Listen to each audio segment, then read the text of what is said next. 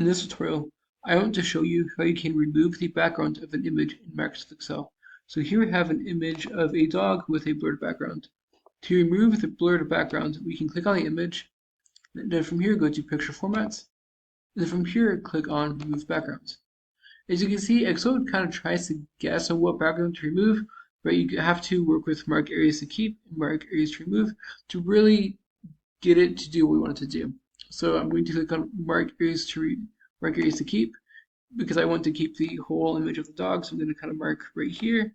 Not an exact science to this, but as you can see, as I mark around um, the areas to keep, Excel tries to guess the areas I want to keep.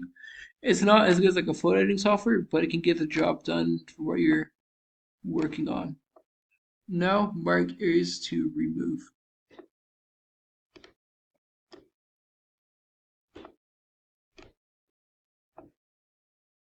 I mean, there are still some hairs and stuff that's not getting perfectly, but for the tutorial this works fine.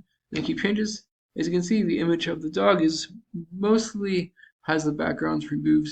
Of course, I can tweak this up to get it to be more perfect, whatever I'm working on, but that kind of shows the gist of how to remove the background of an image in Excel. One thing to know is that it's best when the image has like a blurred background. I specifically selected an image with a blurred background in this tutorial, or something with like a high contrast.